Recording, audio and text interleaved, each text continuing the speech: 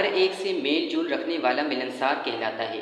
اسے خوش اخلاق اور سوشیبل سے بھی تعبیر کرتے ہیں۔ یار باش، خوش خو اور مانوس الطبع و مالوف الطبع ہونا اس کے دیگر نام ہیں۔ ایسا شخص ہونٹوں پر ہلکی سی مسکراہٹ رکھتا ہے، عام طور پر کم گو ہوتا ہے، جلدی سے ناراض نہیں ہوتا، اس کا مزاج چڑچڑے پن سے خالی ہوتا ہے، کوئی نہ پوچھے، کوئی بات چیت نہ کرے، توجہ نہ کرے، اہمیت و حیثیت نہ دے تو یہ شکوہ و شکایات میں وقت ضائع نہیں کرتا۔ دھیما لہجہ، دوسروں کو عزت دینا اور اپنے کام سے کام رکھنا اس کی علامات قرار دی جا سکتی ہیں۔ میل جول کے بہانے ڈھونڈتا ہے، اس کی گردن میں سریا اور لہجے میں تکبر نہیں ہوتا، درگزر اس کی عادت اور معاف کر دینا اس کی طبیعت میں رچا بسا ہوتا ہے۔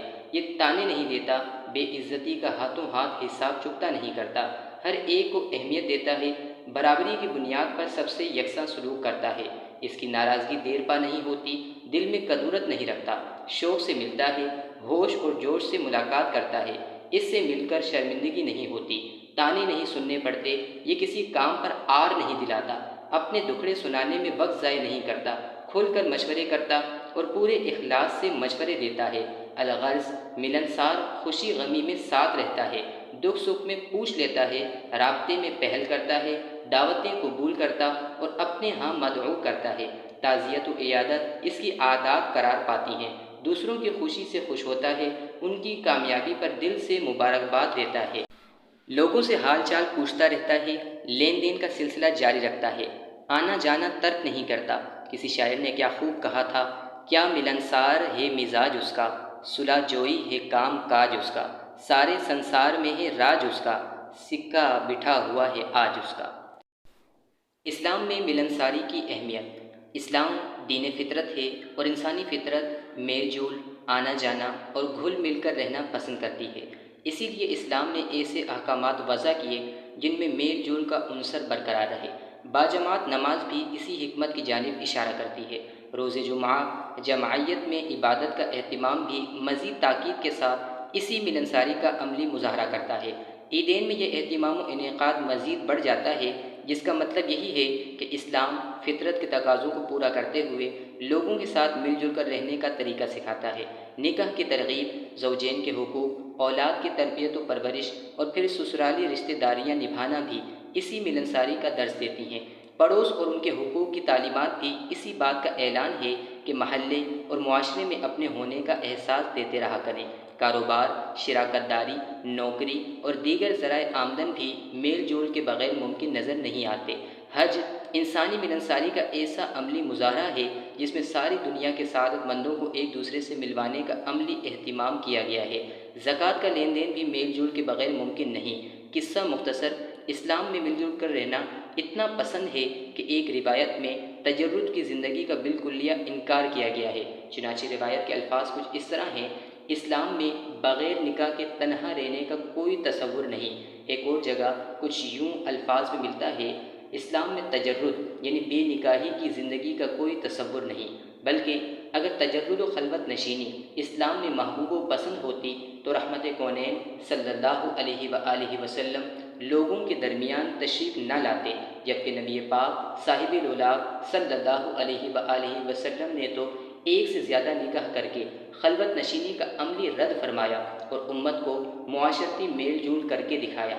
صرف اپنوں کے ساتھ ہی نہیں بلکہ دشمنوں کے ساتھ بھی بود و باش یعنی رہن سہن کا طریقہ سکھایا۔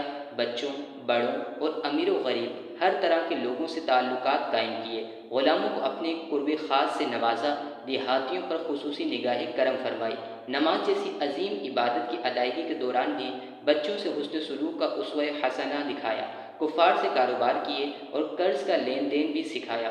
رسول اکرم صلی اللہ علیہ وآلہ وسلم کی مبارک زندگی کے یہ روشن پہلو جہاں اسلامی زندگی کے حقیقی احکامات سکھاتے ہیں، وہیں ہمیں میل جول اور معاشرتی تعلقات کی قدر و منزلت بھی بتاتے ہیں۔ قطع تعلقی کا دور، مگر آج کل لوگ دوست مزاج نہیں اور ناراضگی کے بہانے ڈھونڈتے ہیں۔ آج کا معاشرہ تانا زنی کا عادی ہو چکا ہے، شکوہ و شکایات لوگوں کی طبیعت میں بھرا پڑا ہے، چھوٹی چھوٹی باتوں پر روٹھ کر بیٹھ جانے کا فیشن عام ہو گیا، چیخنے چلانے کا رواج پڑ گیا، تکبر جیسی خصلتوں سے معاشرہ بدبودار ہو چکا ہے، بیجا سختی اور غصہ دلوں میں دوری کا باعث بن گیا۔ اب لوگ اپنی مالی حیثیت اور رتبے کو دیکھ کر میل جول بناتے ہیں، اپنے برابر ورنہ اپنے سے بہتر لوگوں میں بیٹھ کر مسکرانا پسند کرتے ہیں، جن سے کام پڑے صرف انہی کے ساتھ سیلفی اور تصاویر کا شوق پورا کرتے ہیں، صرف سوشل میڈیا پر لوگوں کو دوست بناتے ہیں، دوسروں کو جلانے اور دکھانے کے لیے دوستیاں کرتے ہیں۔ اب لوگوں میں حوصلہ افزائی کی جگہ مقابلہ پایا جاتا ہے، اب دوسروں کو خوش دیکھ کر جلن محسوس ہوتی ہے، لوگوں کی کامیابی و ترقی چبھتی ہے، غلطیوں پر رابطے کی بجائے اشاعت کی جاتی ہے، اصلاح کی جگہ ذلیل کرنے کا دور ہے۔ اب لوگوں میں خود پسندی اتنی عام ہو گئی کہ جن سے واسطہ و کام نہ ہو ان سے ملنا بھی پسند نہیں کرتے، جبکہ رسول اکرم صلی اللہ علیہ وآلہ وسلم کسی کو اپنے پاس آنے سے نہیں روکتے تھے، مل جل کر رہنا پسند فرماتے اور اصحاب کرام سے خوش طبعی کیا کرتے تھے، ہر ایک سے گفتگو فرماتے، بچوں کو گود میں بٹھا لیتے اور غلام و کنیز، امیر و غریب، بلکہ یتیم و مسکین تک کی دعوتیں قبول فرما لیا کرتے تھے۔ مدینے کے دور دراز علاقوں میں بھی کسی بیمار کی اطلاع ملتی تو بیمار کرسی کے لیے تشریف لے جاتے، آپ صلی اللہ علیہ وآلہ وسلم کو کوئی بھی پکارتا آپ جواب دے دیا کرتے تھے، مگر آج کے لوگ ایسے نہیں ہیں۔ چنانچہ آئیے کم ظرفی کے اس دور میں تعلقات بنانے اور باقی رکھنے میں اپنا کردار ادا کریں۔ امر بالمعروف و نہی عن المنکر بھی تعلقات کا ایک بہانہ ہے۔ امر بالمعروف و نہی عن المنکر یعنی اچھائی کا حکم اور برائی سے روکنا دین کا ایسا اہم فریضہ ہے جس کے سبب امت کو افضلیت کا صحرا عطا ہوا۔ چنانچہ ارشاد ربانی ہے، کنتم خیر امۃ اخرجت للناس تأمرون بالمعروف وتنہون عن المنکر، یعنی تم لوگوں میں ظاہر ہونے والی امتوں سے افضل ترین امت ہو کہ اچھائی کا حکم اور برائی سے منع کرنے کا فریضہ سر انجام دیتے ہو۔ سورہ آل عمران الآیہ 110۔ غور کریں تو اس آیت میں دور نبوی کے عالی مرتبت اصحاب کے ساتھ ساتھ ہم جیسوں کو بھی بہترین امت کے خطاب سے نوازا گیا، مگر اس کی وجہ امر بالمعروف و نہی عن المنکر یعنی اچھائی کا حکم اور برائی سے روکنا قرار پایا۔ ظاہر ہے کہ یہ کام بھی صرف وہی کرے گا جو دوسروں سے میل جول رکھتا ہوگا، اس کا لوگوں سے رابطہ ہوگا، وہ دوسروں کے اعمال سے واقف ہوگا، ان کے حالات پر مطلع ہوگا، ان کے رہن سہن اور قول و فعل کے متعلق جانکاری رکھتا ہوگا، اور یہ سب اسی کے لیے ممکن ہے جو ملنسار ہو، خوش اخلاق ہو اور سلام و دعا رکھتا ہو۔ چنانچہ افضلیت امت کا لقب بھی ہمیں یہی سکھاتا ہے کہ معاشرے میں اپنی موجودگی کا احساس دلاتے رہا کریں، لوگوں سے مل جل کر رہنے کی عادت ڈالیں، درس و تدریس، واعظ و نصیحت کے ذریعے لوگوں سے ملاقاتیں بڑھائیں، انہیں غلط راستے پر چلتا دیکھیں تو سیدھے راستے کا شعور فراہم کریں۔ من گھڑت روایات و مسائل پھیلانے کا وبال۔ آج کل لوگوں میں ایک بہت بڑا طبقہ ایسا بھی ہے جو من گھڑت روایات بیان کرنے میں بہت بے باک ہو چکا ہے، بزرگوں کے غلط اقوال منسوب کیے جا رہے ہیں، اپنی طرف سے غلط مسائل کی تشہیر کرنا ثواب سمجھتے ہیں، غلط عقائد کی تبلیغ کرنا نیکی تصور کر رہے ہیں۔ ایسے لوگ اصلاح نہیں گمراہی پھیلانے میں مصروف ہیں، جن کے لیے نبی پاک صلی اللہ علیہ وآلہ وسلم نے وعید ارشاد فرمایا، جس نے قصداً مجھ پر جھوٹ باندھا تو اسے چاہیے کہ جہنم کی طرف اپنا ٹھکانہ بنا لے۔ اس حدیث پاک کے ابتدائی حصے میں یہ الفاظ بھی موجود ہیں کہ بلغوا عنی ولو آیہ، یعنی پہنچا دو میری جانب سے اگرچہ ایک ہی آیت ہو، جس سے پتہ چلتا ہے کہ حضور جانے دو عالم صلی اللہ علیہ وآلہ وسلم کی جانب سے درست روایات و مسائل پہنچانے کا حکم دیا گیا، خود ساختہ اور من گھڑت روایات پھیلانے کی اجازت نہیں۔ لہٰذا ایسوں کی خدمت میں گزارش ہے کہ علماء سے تصدیق کروا کر ہی آگے اچھی بات پہنچانے کی عادت بنائیں، تعلقات بڑھنے کے ساتھ ساتھ اجر و ثواب میں زیادتی ہوگی۔ اپنے جنازے میں شرکاء کی تعداد بڑھائیں۔ ملنساری اور تعلقات کی اہمیت پر اسلام اتنی واضح اور روشن تعلیمات ارشاد فرماتا ہے کہ جس امر دینی کو دیکھیں اس کا تعلق میل جول سے ہی نظر آتا ہے۔ موت ایک ایسی اٹل حقیقت ہے جس سے سب کو گزرنا ہے۔ کسی کے انتقال پر اس کے لیے مغفرت کی دعائیں کرنے اور اس سلسلے میں نماز جنازہ کی ادائیگی کے فضائل بھی بیان ہوئے۔ چنانچہ حدیث پاک میں ہے، فرمایا جس میت پر مسلمانوں کی 100 افراد پر مشتمل جماعت نماز پڑھ کر اس کے لیے دعائے مغفرت کرے تو اس کی بخشش کر دی جاتی ہے۔ ایک اور حدیث میں تو اس سے بھی کم تعداد میں لوگوں کے شریک ہونے پر مغفرت کی نوید سنائی گئی، جیسا کہ فرمان مبارک ہے، ارشاد فرمایا جو مسلمان بندہ اس حال میں انتقال کر جائے کہ اس پر 40 ایسے مسلمان جنازہ پڑھیں جو اللہ کے ساتھ کسی معبود باطل کو شریک نہ ٹھہراتے ہوں، تو اللہ تبارک و تعالی نماز جنازہ میں اور اس کے بعد بخشش و مغفرت کے لیے کی جانے والی ان کی دعا اس کے حق میں ضرور قبول فرماتا ہے۔ یہاں یہ نکتہ قابل توجہ ہے کہ اس طرح کی احادیث میں جہاں مرنے والوں پر نماز جنازہ پڑھنے کا شوق اور توجہ دلائی گئی ہے، وہیں مرنے والوں کو بھی اس بات کا احساس دلایا گیا ہے کہ تمہیں اس حال میں موت آنی چاہیے کہ تمہارا تعلق کم از کم 40 لوگوں سے ضرور ہو۔ تم مرو تو تمہیں جاننے والوں کی جماعت اور گروہ اتنا بڑا ہو کہ ان کی کم از کم 3 صفیں بن سکیں۔ لوگوں سے تعلقات ختم کر کے نہیں مرنا، رشتے چھوڑ کر نہیں جانا، دوستوں سے قطع تعلقی کر کے نہ مرنا، جان پہچان والوں سے بے پرواہی اختیار نہ کرنا، بلکہ اپنی ذات میں ملنساری کا عنصر رکھنا، میل جول سے خوشی محسوس کرنا، لوگوں کی آمد و رفت سے دل چھوٹا نہ کرنا، کسی کے ہاں جانے میں بخل سے کام نہ لینا، واعظ و نصیحت، درس و تدریس، عیادت و تعزیت، میزبانی و مہمانی اور خوشی و غمی، کسی بھی طور پر لوگوں سے مل جل کر رہنا، تاکہ تمہاری موت پر ایک بہت بڑی جماعت تمہاری اچھائیوں پر گواہی دے اور تمہاری بخشش و مغفرت کا بہانہ ہو جائے۔ حدیث پاک میں ہے، ارشاد فرمایا، کچھ لوگ ایک جنازہ لے کر گزرے تو دیگر لوگوں نے اس کی تعریف کی، جسے سن کر نبی پاک صلی اللہ علیہ وآلہ وسلم نے ارشاد فرمایا، واجب ہو گئی۔ پھر کچھ دیر بعد دوسرا جنازہ لے کر گزرے تو لوگوں نے اس کی برائی کی، جسے سن کر نبی غیب داں صلی اللہ علیہ وآلہ وسلم نے ارشاد فرمایا، واجب ہو گئی۔ جناب عمر بن خطاب رضی اللہ تعالی عنہ نے عرض کی، کیا واجب ہو گئی؟ فرمایا، یہ میت جس پر تم نے اچھائی کی گواہی دی اس کے لیے جنت واجب ہو گئی، اور دوسری جس پر تم نے برائی اور شر کی گواہی دی اس کے لیے جہنم واجب کر دی گئی۔ سنو خبردار، تم لوگ زمین میں اللہ کے گواہ ہو۔ معاشرتی زندگی کے 2 نفیس ترین نکتے۔ ہمارے ہاں ایک جملہ بڑی کثرت سے سننے کو ملنے لگا ہے کہ جس سے تعلق نہ رکھنا ہو اس کے متعلق بے بانگ دہل کہا جاتا ہے۔ وہ کون سا ہمیں روٹی دیتا ہے، اس سے کون سا ہمیں کھانے کو ملتا ہے؟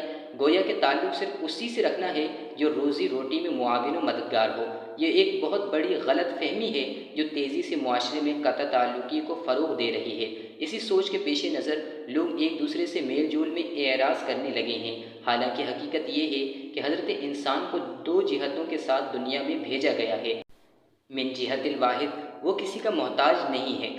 اسی لیے ہم دنیا کا تماشا دیکھتے ہیں کہ بچپن میں باپ مر جائے تو اولاد اس کے بغیر ہی پروان چڑھتی ہے، ماں کے بغیر بچوں کی پرورش ہو جاتی ہے، شوہر کے ساتھ بیوی نہیں مرتی، بیوی کے ساتھ شوہر کبھی دفن نہیں ہوتا، شاگرد چلے جاتے ہیں مگر استاد وہیں کھڑا رہتا ہے، استاد کے بغیر بھی شاگرد زندگی گزار لیتے ہیں۔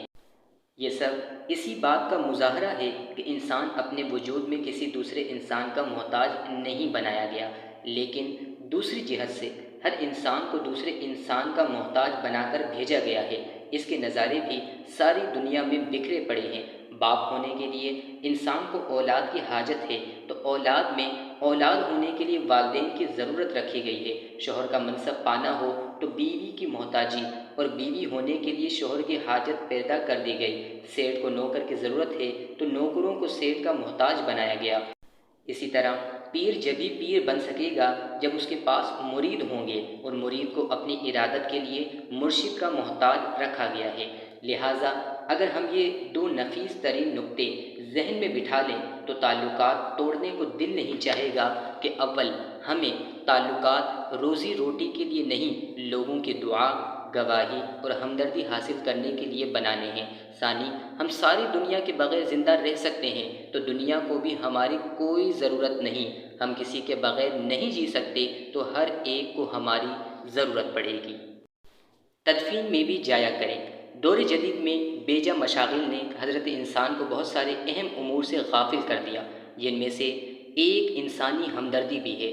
جہاں مرنے والوں نے تعلقات کی بقا اور پختگی کو فروغ نہ دیا، وہیں زندوں میں بھی اس کا فقدان نظر آتا ہے، جن میں ایک مظاہرہ کسی کی موت کے وقت یوں ہوتا ہے کہ جیسے ہی کسی کے انتقال کی اطلاع ملے تو اگلا سوال جنازہ کب ہے سننے کو ملتا ہے، جس کے بعد عام طور پر صرف جنازے میں ہی شرکت کو اہمیت دی جاتی ہے، یہ بھی ایک اچھا عمل ہے، مگر ظاہر ہے جنازے سے قبل بھی بہت سے امور قابل توجہ ہیں۔ بعض اوقات گھر والوں کو ہماری ہمدردی کی ضرورت ہوتی ہے، معاشرے میں بہترین مشیروں کی کمی بھی تو عیاں ہے، بہت سے کام کرنے کے لیے افراد کی بھی تو حاجت ہوتی ہے، مالی معاملات بھی ہو سکتے ہیں، مگر ہم صرف جنازے میں شرکت کو ہی امر اہم سمجھنے لگے ہیں۔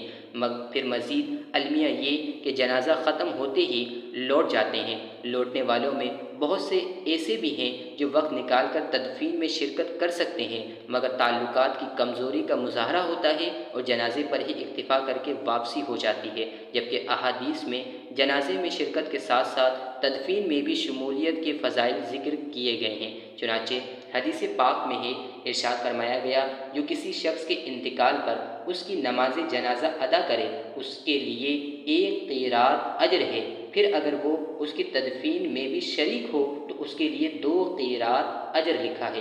قیراط احد پہاڑ کے برابر ہے، لہٰذا جس سے بن پڑے جنازے میں شرکت کے بعد تدفین میں بھی حاضری دے، اس سے جہاں اجر و ثواب بڑھے گا وہیں معاشرتی تعلقات کو بھی فروغ ملے گا، اور جو تعلق مرنے والے کے ساتھ تھا وہ اس کے اعزاء و اقربا سے بھی قائم ہوگا۔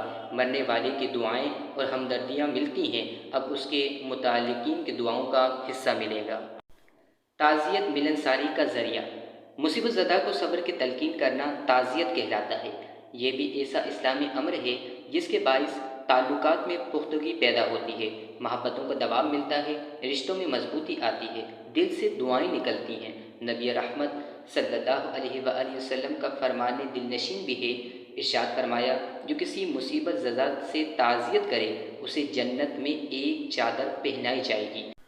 آج تعلقات میں کمزوری کی ایک وجہ یہ بھی ہے کہ ہمارے پاس کسی سے تعزیت کرنے کا وقت تو دور، چند منٹ کی کال کرنے کے پیسے بھی ختم ہو جاتے ہیں، صرف واٹس ایپ میسج پر ہی گزارا کر لیتے ہیں، جس سے ملنساری میں کمزوری پیدا ہوتی ہے، میل جول منقطع ہوتا ہے اور دلوں میں دوریاں پیدا ہو جاتی ہیں۔ لہٰذا اپنے قرب و جوار میں کسی مصیبت زدہ کا پتہ چلے تو ملاقات کر کے اپنی موجودگی کا احساس دلائیں، ورنہ کم از کم ایک فون کر کے ہی ہمدردی جتائیں، صبر کی تلقین کریں، اس سے تعلقات بڑھیں گے اور اسلامی معاشرے کا حسن دوبالا ہوگا۔ تعزیت کے متعلق ایک غلط فہمی کا ازالہ۔ تعزیت کا لفظ سنتے ہی بعض لوگوں کے ذہنوں میں موت کے بعد صبر کی تلقین کرنا ہی آتا ہے، حالانکہ اوپر بیان کردہ تعریف سے پتہ چلا کہ ہر طرح کے صدمے، مصیبت اور آفت پر کی جانے والے صبر کی تلقین کو تعزیت کہا جاتا ہے۔ اس لیے مہربانی فرما کر لوگوں کے مرنے کا انتظار نہ کریں، ہر طرح کی چھوٹی بڑی آفت و مصیبت کے وقت تعزیت کرنے کی عادت ڈالیں، تاکہ مصیبت زدہ کو پتہ چلے کہ میرے ارد گرد انسان ہی بستے ہیں، یہ بھیڑیوں کی بستی نہیں ہے، جانوروں کا علاقہ نہیں ہے۔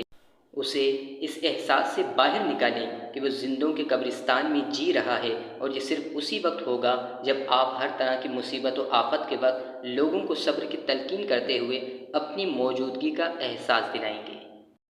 عیادت بھی ملنساری ہے۔ بیماری انسانی زندگی کا جزء لا ینفک ہے۔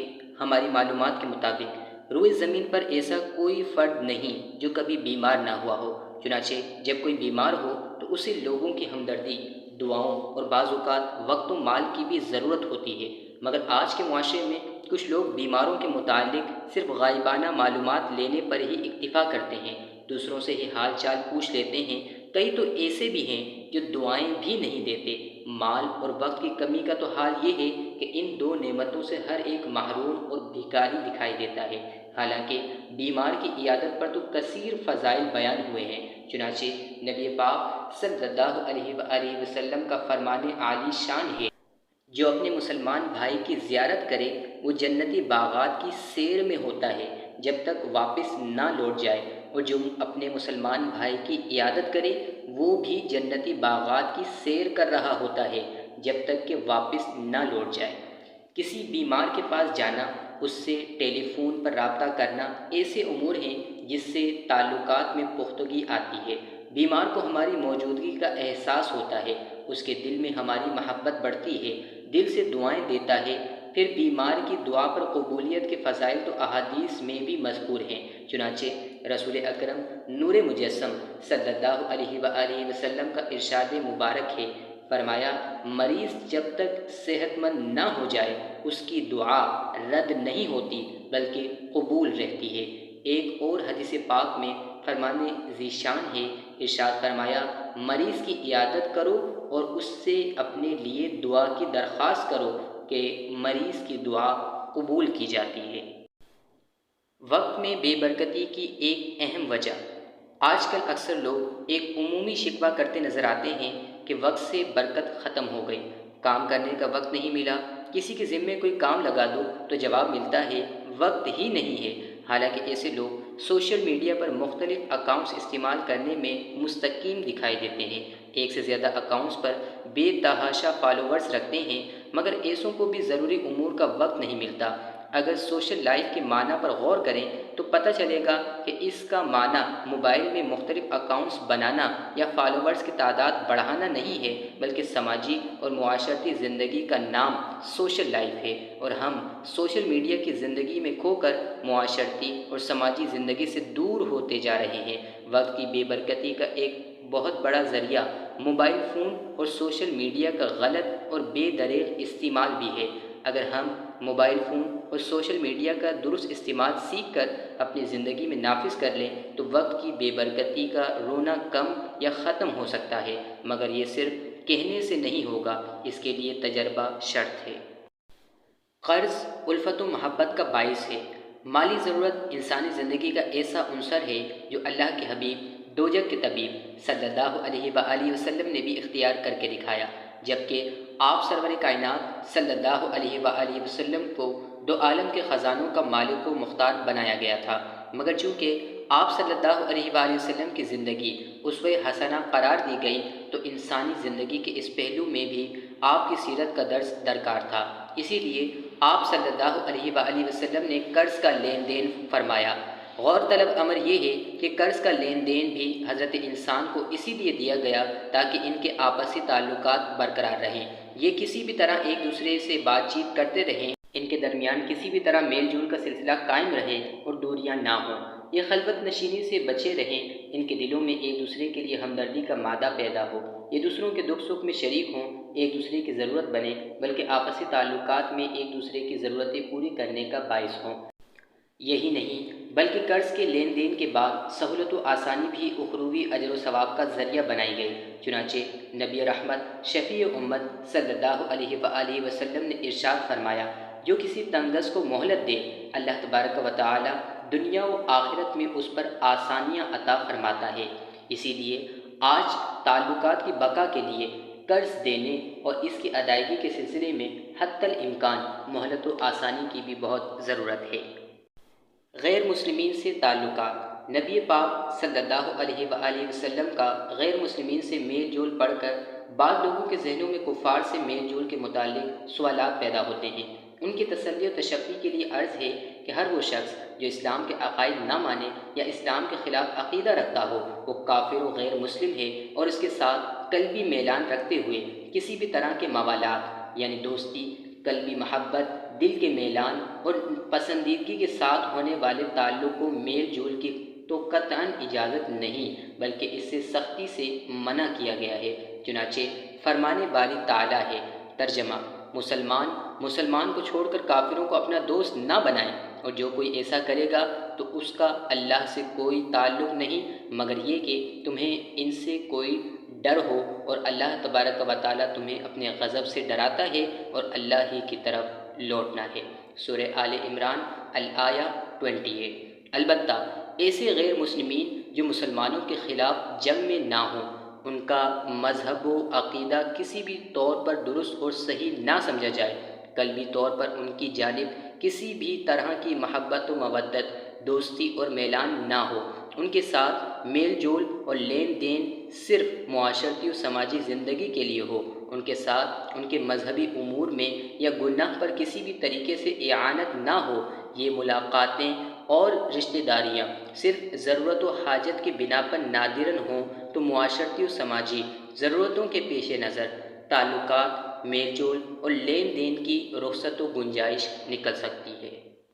قرض لوٹانے کی فضیلت۔ ہمارے معاشرے میں ایسوں کی بھی کمی نہیں جو قرض لے کر دینا بھول جاتے ہیں ان کی زندگی میں دیگر تمام آسائشیں چل رہی ہوتی ہیں، مگر قرض کی ادائیگی کے سلسلے میں وہ خود کو کنگال بنا کر پیش کرتے ہیں، رابطہ منقطع کر دیتے ہیں، فون تک اٹھانا گوارا نہیں کرتے، پیسے لے کر بھول جانے والا حال کرتے ہیں، اور یوں دینے والوں کا اعتماد اٹھ جاتا ہے، جس کی وجہ سے وہ آئندہ قرض دینے سے رک جاتے ہیں اور لوگوں کی ضرورتیں پوری ہونے میں مشکلات پیدا ہو جاتی ہیں۔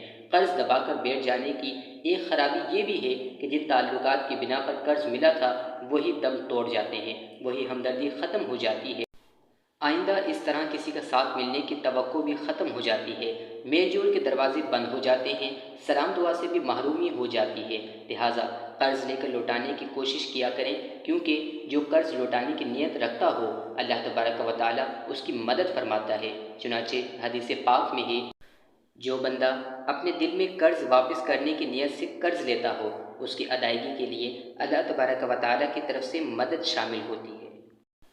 سلام سے بھی دلوں میں گھر بنتے ہیں۔ ہر مذہب اپنے ماننے والوں کو ملاقات اور تعلقات کی ابتدا کا کوئی نہ کوئی طریقہ ضرور سکھاتا ہے، کہیں ہیلو، کہیں نمستے اور کہیں رام رام وغیرہ، مگر اسلام نے ملاقات کی ابتدا میں ایسا بہترین طریقہ عطا فرمایا جس کے ذریعے ہر ملاقات کی ابتدا دعا سے ہی ہوتی ہے اور جواب میں بھی دعا ہی ملتی ہے۔ اسی کو سلام کہا جاتا ہے، جس کا پورا جملہ کچھ یوں ہے: السلام علیکم ورحمۃ اللہ وبرکاتہ۔ سلام اور جواب سلام ایسا بہترین عمل ہے جس سے محبتوں میں اضافہ ہوتا اور ملاقاتوں کا سلسلہ جاری رہتا ہے، بلکہ حضرت عبداللہ بن عمر رضی اللہ تعالی عنہ کے متعلق آتا ہے کہ آپ رضی اللہ تعالی عنہ تو بغیر کسی ذاتی کام کے صرف لوگوں کو سلام کرنے کے لیے بازار میں چلے جایا کرتے تھے، جیسا کہ روایت میں ہے۔ طفیل بن ابی بن کعب سے روایت ہے کہ وہ ابن عمر رضی اللہ تعالی عنہ کے پاس آیا کرتے تھے اور وہ ان کے ساتھ صبح کے وقت بازار جاتے۔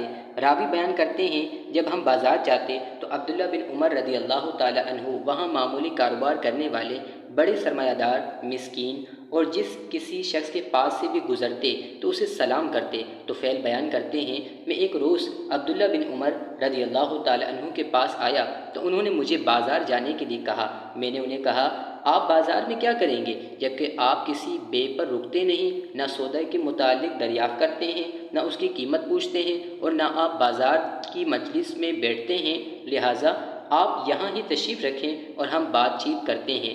راوی بیان کرتے ہیں عبداللہ بن عمر رضی اللہ تعالی عنہ نے مجھے فرمایا پیٹ والے۔ راوی بیان کرتے ہیں طفیل کا پیٹ بڑا تھا، ہم سلام کے غرض سے جاتے ہیں، ہم ہر ملنے والے کو سلام کرتے ہیں۔ اس واقعے میں جہاں سلام کی ترغیب کا پہلو نمایاں ہے وہیں یہ امر بھی عیاں ہے کہ لوگوں کے سلام کا انتظار نہ کرو، ان کی آمد اور ان سے تعلق میں پہل کے منتظر نہ رہو، خود بھی پہل کر لیا کرو، چلے جایا کرو، اپنی موجودگی کا احساس دلایا کرو، ملاقاتیں کیا کرو، تعلقات بناؤ اور میل جول رکھو تاکہ لوگوں کو تمہارے زندہ ہونے کا احساس ہوتا رہے۔ قابل توجہ نکتہ: ملاقات اس لیے نہ کیا کریں کہ وہ مجھ سے نہیں ملتا، بلکہ اس لیے کریں کہ میں اس سے ملوں گا تو وہ ضرور مجھ سے میل جول رکھے گا، اور نہ بھی ملا تو اتنا ضرور ہوگا کہ اسے میرے ہونے کا احساس ہوتا رہے گا، اسے میرے متعلق آگاہی ملتی رہے گی، اس کی محبتیں ملیں گی، دعا سلام جاری رہے گا۔ تعلقات ٹوٹنے کی اہم وجہ: طعنہ، طنز، عیب جوئی، الزام تراشی، غلطیوں پر آر دلانا، سر محفل ذلیل کرنا ایسے امور ہیں جن کے باعث لوگ ہم سے دور بھاگتے ہیں، کھنچتے ہیں، ہمارے قریب نہیں آتے۔ آج کل ہر وہ شخص جو تھوڑا بہت مقام حاصل کر لے، عمر زیادہ ہو جائے، رشتہ بڑا ہو یا اس کی طبیعت میں کچھ لحاظ نہ ہو، سامنے والا ہم پلہ ہو یا دونوں ہم عمر ہوں تو اکثر اوقات طعنوں تشنیع کا سامنا کرنا پڑتا ہے۔ مثلاً غریب ہو تو اسے غربت کا طعنہ دیا جاتا ہے، کسی کا رنگ کالا ہو تو اسے کالا ہونے کا طعنہ مارا جاتا ہے، کسی کا قد چھوٹا ہو تو بونے کا طعنہ سننے کو ملتا ہے، کوئی محتاج زندگی گزارے یا اس کی طبیعت میں جرأت نہ ہو تو اسے بزدلی یعنی ڈرپوک ہونے کا طعنہ سہنا پڑتا ہے، کسی کے اولاد پیدا نہ ہو تو اس پر سر عام ذلیل کیا جاتا ہے، تنخواہ یا آمدنی کم ہونے پر شرم دلائی جاتی ہے، لباس کے سستے ہونے پر عیب نکالے جاتے ہیں، ان پڑھ اور جاہل ہونے پر سب کے سامنے رسوا کیا جاتا ہے، چغل خوری اور چوری پر آر دلائی جاتی ہے، دیر سے رابطہ کرنے پر بھول جانے کی شکایتیں کرنا عام ہے، رشتہ نہ ہونے پر سب کے سامنے عزت کی دھجیاں اڑائی جاتی ہیں۔ کسی کو طلاق ہو جائے تو اس کی خیر نہیں، کوئی موٹا ہو جائے یا قد نکال لے تو ساری زندگی اسی کو برداشت کرنا پڑتا ہے۔ نئی نویلی بہو کو گھریلو کام کاج نہ آئے یا کسی شاگرد سے غلطی ہو جائے تو تمہارے بڑوں نے تمہیں یہی سکھایا ہے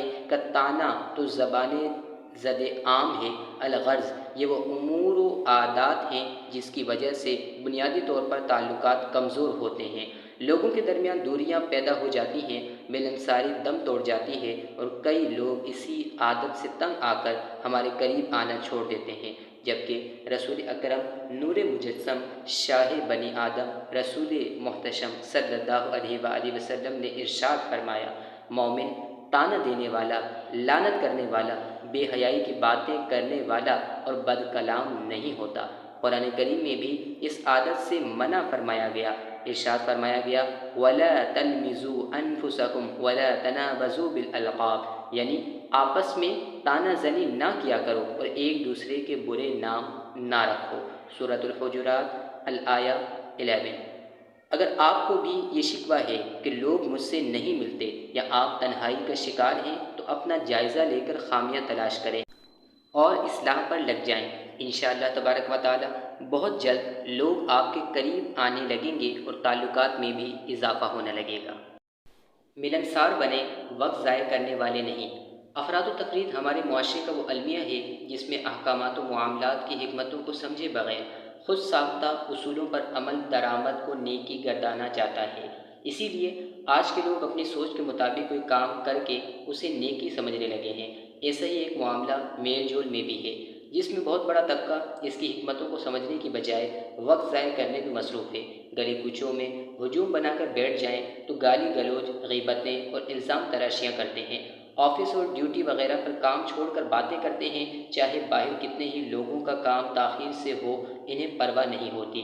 اپنے اس عمل کو دوستی کا نام بھی دیتے ہیں۔ چائے کے ہوٹل پر بیٹھ جائیں تو یہاں وہاں کی باتیں کر کے سوچتے ہیں کہ ہم نے ملنساری کا حق ادا کر دیا۔ کہیں گھوم کر آ جائیں اور سوشل میڈیا پر تصاویر لگ جائیں تو اپنے ذوق میں میل جول کی نیکی حاصل کرنے والے ٹھہرتے ہیں، چاہے اس کے لیے کتنے ہی اہم اور ضروری امور ترک کرنا پڑے۔ تفریحی دورے کو رشتہ داری بنانے کا سبب سمجھا جاتا ہے۔ انسٹاگرام، واٹس ایپ اور فیس بک وغیرہ پر پیغامات کے تبادلے ہی ملنساری کا رکن مانے جاتے ہیں۔ ایسے میں ملنساری تعلقات اور میل جول کا درست مفہوم سمجھیں اور اسی کے مطابق زندگی گزاریں تاکہ وقت بھی ضائع نہ ہو اور اللہ تبارک و تعالیٰ کی بارگاہ سے اجر و ثواب بھی ملے۔ اس ضمن میں عرض ہے کہ سب سے پہلے والدین کو، زوجین ایک دوسرے کو، اولاد اور بہن بھائیوں کو ترجیح دیں، ان کے ساتھ کچھ نہ کچھ وقت گزارنے کی عادت بنائیں۔ پھر وہ دیگر رشتہ دار جن سے صلہ رحمی واجب ہے، جیسا کہ دادا دادی، نانا نانی، تایا، چچا، پھپھو، خالہ اور ماموں وغیرہ کے ساتھ حسب مراتب حسن سلوک اور تعلقات برقرار رکھیں۔ پھر وہ ذوی الارحام جو ان کے علاوہ ہیں، جیسا کہ ان کی اولادیں وغیرہ، ان کے ساتھ میل جول رکھیں، کچھ وقت گزاریں، روابط میں بہتری لائیں۔ پڑوسیوں سے بھی حال چال پوچھتے رہا کریں، ان سے بھی ملنساری کا مظاہرہ کریں۔ اپنے مقصد، کام کاج اور شعبے سے وابستہ لوگوں کے ساتھ جڑ کر رہیں، اس کے ماہرین کی رائے لیتے رہیں، ان کے ساتھ اٹھنے بیٹھنے کی عادت بنائیں۔ اپنے شیخ، مرشد، استاد اور محسنین کو بھی کبھی نہ بھولیں، گاہے بگاہے ملتے رہا کریں، ان کی دعائیں اور تربیت کبھی ناکام ہونے نہیں دیتی۔ علماء اور مذہبی طبقے سے بھی مراسم بڑھائیں، طلباء و علماء سے علم دین سیکھنے سکھانے کا سلسلہ جاری رکھیں۔ مساجد و مدارس میں ہونے والی دینی تقریبات، دروس اور محافل میں شرکت کو یقینی بنائیں۔ اپنے گھر میں بھی اس قسم کی تقریبات کے اہتمام کی سعی کریں۔ محلے کی جامع مسجد میں پنجگانہ نماز باجماعت یا جتنی نمازیں ممکن ہوں ادا کرنے کی کوشش کریں۔ وہاں کے نمازیوں سے بھی ملنساری رکھیں۔ والدین کے دوست احباب اور ملنے جلنے والوں سے بھی حال چال پوچھتے رہنا چاہیے، ان کے ساتھ بھی حسن سلوک کی کوئی سبیل ضرور نکالیں۔ تعلق اور بے تکلفی میں فرق۔ تعلق اور میل جول میں بھلے مسکراہٹ و خوشدلی شامل ہوتی ہے، یہ فطری تقاضا بھی ہے، انسانی طبیعت اسے پسند بھی کرتی ہے، مگر میل جول، ملنساری اور تعلقات کے دوران ہر ایک سے بے تکلفی نہیں ہونی چاہیے۔ سلیقہ، مراتب کا لحاظ، ادب و احترام، شرم و حیا، ٹھاٹ باٹ کا خیال رکھنا اور شان و شوکت کے منافی کام نہ کرنا تکلف میں شامل ہیں، جس کا مطلب ہے کہ کسی سے بات چیت کے دوران سلیقہ شعاری، گفتار کی نزاکت و خوبیوں کو ترک نہ کیا جائے۔ عمر، عہدے، رتبے اور مرتبے کا فرق بھی ملحوظ خاطر رہے۔ بڑوں سے چھوٹوں کی طرح اور معزز لوگوں سے دوستوں کی طرح برتاؤ نہیں ہونا چاہیے۔ کئی سال بعد ملاقات ہو تو وہی بے بچپن پیش نظر نہیں رہنا چاہیے۔ موجودہ عہدہ اور رتبہ دیکھ کر ملنے کی عادت بنائیں۔ یوں ہی بعض بڑے رشتہ دار بھی خاندانی بچوں سے کئی سال بعد ملتے ہیں تو اسی پرانے طریقے پر برتاؤ کرتے ہیں۔ ان کی دل شکنی کی جاتی ہے، بچپن کی خامیاں بیان کی جاتی ہیں، مذاق اڑایا جاتا ہے اور انہیں سب کے سامنے حقارت کا احساس دلانے کی کوششیں ہوتی ہیں۔ یہ بھی تعلقات میں دراڑ پیدا کرتا ہے۔ کوشش کریں کہ میل جول کے درمیان بے تکلفی کا مظاہرہ نہ ہو۔ حتی الامکان دوسروں کی شان و شوکت کے مطابق پیش آئیں، ان کے ٹھاٹ باٹ کا خیال رکھیں۔ ہمارا دوست کسی کا استاد، افسر، لیکچرار اور شیخ و مربی بھی تو ہو سکتا ہے۔ یہ بھی تو ہو سکتا ہے کہ کل کے بچوں کی سماجی حیثیت بہت زیادہ بڑھ چکی ہو، اس کی عزت نفس میں اضافہ ہو گیا ہو۔ یقین رکھیں کہ بچپن کے دوست یا کل کے بچے کی تعظیم کریں گے تو آپ کے رشتہ و تعلق میں کوئی فرق نہیں آئے گا، بلکہ شاید اس کے دل میں آپ کا احترام پیدا ہو اور وہ خود دوبارہ ملنے کی تمنا کرے۔ ایک روایت میں نبی رحمت صلی اللہ علیہ وآلہ وسلم سے ہمارے لیے اسی طرح کی تعلیم موجود ہے۔ چنانچہ ارشاد ہوا، لوگوں سے ان کے مراتب کی رعایت کرتے ہوئے پیش آؤ۔ بعض رشتوں میں تکلف بھی ضروری ہے۔ اللہ تبارک و تعالیٰ نے حضرت انسان کی طبیعت میں تکلف رکھا ہے، پھر حسب مراتب بے تکلفی کے احکام بھی ارشاد فرمائے، جن میں ہر جگہ فرق برقرار رکھا گیا۔ دیکھیں، زوجین میں ایسی بے تکلفی کہ قرآن آپس میں ایک دوسرے کا لباس قرار دے رہا ہے، ایسی قرابتیں کہ کسی بھی رشتے میں یہ ملنساری نہیں، پھر والدین کے ساتھ بھی بہت قربت رکھی گئی مگر اس میں ادب و احترام کا تکلف عطا فرمایا۔ بہن بھائیوں کے درمیان بھی قربتیں ہیں مگر زوجین و والدین سے کچھ فرق کے ساتھ، وہاں بھی تکلف ضرور رکھا گیا۔ لہٰذا ہر جگہ اور ہر رشتے و تعلق میں یکساں بے تکلفی نہیں ہونی چاہیے۔ خاص طور پر بھابھی کو دیور اور جیٹھ سے نامحرم والی جھجک رکھنا ضروری ہے۔ بہنوئی اور سالی کے درمیان بھی نامحرم والا بیگانہ پن ضرور ہونا چاہیے۔ یوں ہی چچی، تائی اور ممانی سے بھی ملتے ہوئے فاصلے برقرار رہنے چاہیے۔ نگاہیں نیچی، مؤدبانہ جملے، لہجے میں شرم و حیا رکھ کر میل جول ہونا چاہیے۔ ماموں، تایا، خالہ اور چچا زاد بہن بھائیوں میں بھی اجنبیت رکھنے کی بہت ضرورت ہے، کیونکہ خاندانی رشتوں میں یہ ہچکچاہٹ ختم ہو جائے تو زنا و بدکاری کے دروازے کھلتے ہیں۔ بچے اپنی ازواجی زندگی کے فیصلے خود کرنا شروع کر دیتے ہیں، بڑوں کی عزت نفس مجروح ہوتی ہے، رشتہ داروں میں لڑائی جھگڑے اور فسادات پیدا ہو جاتے ہیں۔ تعلقات کا اختتام ایسے نہ کریں کہ دوبارہ ملنا بھی دشوار ہو جائے۔ دور جدید کی خرابیوں میں ایک یہ بھی ہے کہ اب لوگ تعلقات توڑتے ہیں تو کبھی نہ ملنے کی بنیاد پر خاتمہ کرتے ہیں۔ میرے جنازے پر نہ آنا، میرا مرا ہوا منہ نہ دیکھنا، آج کے بعد تمہارا میرا کوئی تعلق نہیں، کبھی اپنی شکل نہ دکھانا وغیرہ وہ جملے ہیں جو میل جول کے خاتمے کے وقت کہے جاتے ہیں، جبکہ اللہ کے آخری نبی احمد مجتبیٰ جناب محمد مصطفیٰ صلی اللہ علیہ وآلہ وسلم نے ارشاد فرمایا تھا، کسی مسلمان کے لیے حلال نہیں کہ وہ اپنے مسلمان بھائی سے 3 راتوں سے زیادہ یوں ناراض رہے کہ وہ اس طرف منہ پھیر لے اور دوسرا دوسری جانب منہ پھیر لے، اور ان میں سے بہترین وہ ہے جو سلام میں پہل کر کے ناراضگی ختم کرے اور دوبارہ دوستی کر لے۔ چنانچہ تعلقات کی راہ میں کبھی ناراضگی کے مواقع بھی آ ہی جاتے ہیں، کبھی راستے بھی جدا کرنے پڑ جاتے ہیں، کبھی کبھار تو گھر بھی بدلنا مجبوری بن جاتا ہے، کمپنی، کارخانے اور اداروں سے بھی ہجرت کرنا پڑ جاتی ہے، مگر اس کا مطلب یہ تو نہیں کہ دیرینہ تعلقات ہی ختم کر دیے جائیں، رشتوں کو دائمی طور پر منقطع کر دیں یا ہمیشہ کے لیے نفرتیں دل میں بٹھا لی جائیں۔ افہام و تفہیم سے بھی تو راستے جدا ہو سکتے ہیں، میل جول رکھ کر بھی تو انداز تبدیل کیا جا سکتا ہے، طریقے بدلنے کے لیے سلام و کلام ختم کرنا ہی ضروری تو نہیں ہوتا۔ لہٰذا کبھی بھی تعلقات کا اختتام اس نہج پر نہ کریں کہ دوبارہ ملنا دشوار ہو جائے، دلوں میں کھنچاؤ باقی رہے، دوریاں برقرار رہیں، محبتیں کم ہو جائیں، یہ تو بغض و عداوت و دشمنی کی علامت ہے۔ ساتھ نہ چلنے کا مطلب کبھی بھی دشمنی نہ بننے دیں۔ یہ ذہن نشین رکھیں کہ بحیثیت مسلم ہم سب کی منزل اللہ و رسول عز و جل و صلی اللہ علیہ وآلہ وسلم کی رضا حاصل کرنا ہے۔ انسان ہونے کی حیثیت سے کبھی کبھار روزگار کے مقاصد بھی آڑے آ ہی جاتے ہیں، انہیں پانے کے لیے راستے اور طریقے تبدیل کیے جا سکتے ہیں، مگر دشمنیاں پیدا کرنا تو ضروری نہیں۔ دوست بن کر بھی تو ہو سکتا ہے، سلام دعا رکھ کر بھی تو یہ منزلیں حاصل کی جا سکتی ہیں۔ لہٰذا کوشش کریں کہ محبتیں عام ہوں، کیونکہ دشمنیاں تو ویسے ہی بہت ہیں۔ قربتیں بڑھائیں، دوریاں تو ویسے ہی عام ہیں۔ تعلقات بڑھائیں، رابطے تو ویسے ہی دم توڑ رہے ہیں۔ الفتیں پیدا کرنے کا شوق دلانے کے لیے ایک بہت ہی بہترین واقعہ ملاحظہ فرمائیں۔ چنانچہ حضرت ابو ہریرہ رضی اللہ تعالیٰ عنہ فرماتے ہیں کہ مجھے یہ بات پہنچی کہ حضرات حسنین کریمین رضی اللہ تعالیٰ عنہما کے درمیان کوئی ناراضگی ہو گئی ہے۔ میں حضرت امام حسین رضی اللہ تعالیٰ عنہ کی خدمت میں حاضر ہوا اور عرض کی، لوگ آپ کی اقتدا کرتے ہیں اور آپ حضرات ایک دوسرے سے ناراض ہیں اور باہم قطع تعلق کر رکھا ہے۔ آپ ابھی امام حسن رضی اللہ تعالیٰ عنہ کے پاس جائیں اور انہیں راضی کریں، کیونکہ آپ ان سے چھوٹے ہیں۔ امام حسین رضی اللہ تعالیٰ عنہ نے فرمایا، اگر میں نے نبی پاک صلی اللہ علیہ وآلہ وسلم کو یہ فرماتے ہوئے نہ سنا ہوتا کہ جب دو آدمیوں کے درمیان قطع تعلق ہو جائے تو ان میں جو بات چیت میں پہل کرے گا وہ پہلے جنت میں جائے گا۔ میں ملاقات کرنے میں ضرور پہل کرتا، مگر میں اس بات کو پسند نہیں کرتا کہ میں ان سے پہلے جنت میں چلا جاؤں۔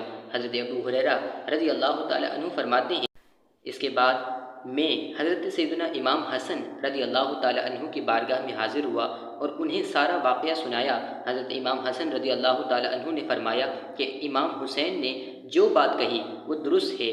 پھر آپ رضی اللہ تعالیٰ عنہ امام حسین رضی اللہ تعالیٰ عنہ کے پاس تشریف لائے، ان سے ملاقات کی اور یوں دونوں بھائیوں کے آپس میں صلح ہو گئی۔ یہاں یہ بات بھی دلچسپ ہے کہ دو مسلمانوں کے درمیان کسی قسم کی خلش کا علم ہو تو ان کی دوریاں مٹانے کی کوشش کرنا بھی صحابہ کرام رضی اللہ تعالیٰ عنہم کی عادت و طریقہ ہے۔ ہمیں بھی اچھوں کی نقل کرتے ہوئے ناراضگیاں ختم کروانے میں اپنا ممکنہ کردار ضرور ادا کرنا چاہیے، ورنہ کم از کم اتنا ضرور ہو کہ ہم مزید نفرتیں بڑھانے کا سبب نہ بنیں۔ ملنسار بننے کے لیے یہ عادات اپنا لیں۔ سلام میں پہل کریں، خوش دلی سے جواب دیں، کبھی کبھار فون پر یا ملاقات کے ذریعے خیریت وغیرہ دریافت کریں، عیادت و تعزیت کی عادت پیدا کریں، غسل، کفن و دفن وغیرہ میں شرکت کا وقت نکالیں، مشوروں کا تبادلہ کریں، ضرورت مندوں کے کام آ سکیں تو کبھی دیر نہ کریں، دوسروں کی دعوتیں کریں اور ملنے والی دعوت قبول کریں، ممکنہ حد تک شرکت کی بھی کوشش کریں، لوگوں کی غلطیوں سے درگزر کریں، اصلاح ناگزیر ہو تو کوشش کرتے رہیں، دوسروں کی کامیابی یا کسی نعمت کے ملنے پر خوشی کا اظہار کریں، مبارکباد دینے میں جلدی کریں، دوریاں ضروری ہو جائیں تو خوش کن ماحول میں کرنے کی سعی ہو، کوئی نہ پوچھے تو وقت نکال کر خود پہل کر لیا کریں، جن سے تعلقات نہ ہوں ان کے متعلق بے جا بحث اور غلط فہمیاں نہ پالیں اور نہ ہی ان کے تذکرے میں وقت برباد کریں۔ سننے والے بڑھا چڑھا کر متعلقہ لوگوں تک پہنچاتے ہیں، جس سے مزید عداوت بڑھتی ہے۔ ممکنہ طور پر تحائف کا لین دین بھی کرتے رہا کریں، انشاءاللہ تبارک و تعالی رفتہ رفتہ آپ کے چاہنے والوں کی تعداد میں بھی اضافہ ہوتا چلا جائے گا۔ ہر فرد نہیں ہوتا تعلقات کے قابل، میل جول اور رسمی ملاقات میں بھی فرق جاننا ضروری ہے۔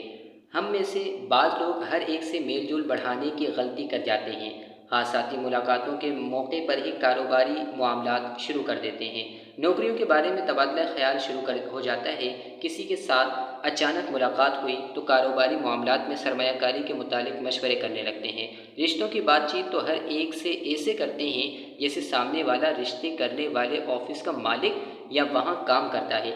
بعض لوگ تو اپنے ذہن کے مطابق چند چیزیں دیکھ کر معاملات بھی کر جاتے ہیں اور پھر طرح طرح کے دھوکے ملتے ہیں تو نقصان اٹھا کر پچھتاوا کرتے دکھائی دیتے ہیں۔ لہٰذا یہ اصول یاد رکھیں کہ ہر ملنے والا تعلقات کے قابل نہیں ہوتا، چنانچہ درج ذیل لوگوں سے میل جول نہ رکھیں۔ ہر وہ شخص جس سے میل جول کے دوران عقیدہ خراب ہونے لگے تو اللہ تبارک و تعالیٰ کی ذات پر ایمان کے خلاف باتیں کرے، انبیاء و رسل اور صحابہ و اہل بیت بالخصوص افضل البشر بعد الانبیاء بالتحقیق امیر المؤمنین خلیفہ اول سیدنا ابو بکر صدیق رضی اللہ تعالی عنہ، فارق بین الحق والباطل امیر المؤمنین خلیفہ ثانی سیدنا عمر بن خطاب رضی اللہ تعالی عنہ، جامع القرآن خلیفہ ثالث امیر المؤمنین حضرت سیدنا عثمان بن عفان رضی اللہ تعالی عنہ، مولا کائنات امیر المؤمنین خلیفہ رابع حضرت سیدنا علی المرتضیٰ شیر خدا کرم اللہ وجہہ الکریم، کاتب وحی حضرت سیدنا امیر معاویہ رضی اللہ تعالیٰ عنہ، امیر المؤمنین حضرت سیدتنا عائشہ صدیقہ طیبہ طاہرہ رضی اللہ تعالی عنہا، سیدہ کائنات جگر گوشہ رسول حضرت سیدتنا فاطمۃ الزہرا رضی اللہ تعالی عنہا وغیرہ کے متعلق غلط فہمیاں پھیلائے، ان کی ذات میں نقائص اور عیوب نکالے، اولیاء کرام ائمہ مجتہدین پر کیچڑ اچھالنے کی کوشش کرے، علماء و دینداروں کا مذاق اڑائے، ایسوں سے میل جول بالکل چھوڑ دیں، کیونکہ رسول اکرم صلی اللہ علیہ وآلہ وسلم نے ایسے لوگوں سے ترک تعلق کے احکامات ارشاد فرمائے، چنانچہ حدیث پاک میں ہے، میری امت میں دو گروہ ایسے ہیں جن کا اسلام میں کوئی حصہ نہیں، ان میں سے ایک مرجیہ اور دوسرا قدریہ ہے۔ ایک اور مقام پر رسول اکرم نور مجسم صلی اللہ علیہ وآلہ وسلم نے ارشاد فرمایا، یہ اس امت کے مجوسی ہیں، اگر بیمار ہو جائیں تو ان کی عیادت نہ کرو، اگر مر جائیں تو ان کے جنازے میں شرکت نہ کرو۔ ایک اور روایت میں کچھ اس طرح کے الفاظ بھی ملتے ہیں، انکار کرنے والوں کے ساتھ نہ اٹھو بیٹھو، نہ ہی گفتگو میں ابتدا سے کام لو اور نہ ہی خندہ پیشانی سے پیش آؤ۔ جو بے نمازی بنائے، جس کے ساتھ رہ کر روزے رکھنے کی عادت چھوٹتی ہو، جو جھوٹ بولنے کی عادت ڈال رہا ہو اور دیگر گناہوں کی طرف مائل کرے، ایسوں کی صحبت میں رہنے کا کوئی فائدہ نہیں اور ان کے ساتھ رہ کر ملنساری کے کوئی فضائل و فوائد حاصل نہیں ہوں گے۔ قرآن کریم میں ہے ترجمہ، اور اس کی بات نہ مان جس کا دل ہم نے اپنی یاد سے غافل کر دیا اور وہ اپنی خواہش کے پیچھے چلا اور اس کا کام حد سے گزر گیا۔ سورۃ الکہف الآیہ 28۔ جن کے ساتھ رہ کر وقت ضائع ہوتا ہو، روزمرہ کام کاج اور ذمہ داریوں میں سستی واقع ہو، ان سے دور رہیں۔ جو کام کاج اور مقصد سے دور لے جائیں، ان سے بھی تعلقات نہ بڑھائیں۔ جس کے قریب رہ کر اخلاقی و معاشرتی برائیاں عادات میں شامل ہو رہی ہوں، غصہ، چڑچڑاپن، گالی گلوچ، بے حیائی اور منشیات وغیرہ کا شوق پیدا ہونے لگے تو ان سے بھی فوری طور پر راہیں جدا کر لیں۔ جن پر 100% یقین نہ ہو، ان سے کسی بھی طرح کے لین دین اور رشتہ داری والے تعلقات نہ رکھیں۔ مصروف کو متکبر نہ سمجھیں۔ بعض لوگ اپنی ذاتی، دینی و معاشرتی زندگی میں اتنے مصروف ہوتے ہیں کہ ان کے پاس ہر ایک سے میل جول کا وقت نہیں ہوتا۔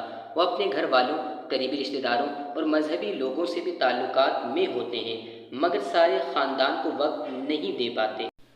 دور کے رشتہ داروں اور پرانے جان پہچان والوں کے لیے وقت نہیں نکال پاتے۔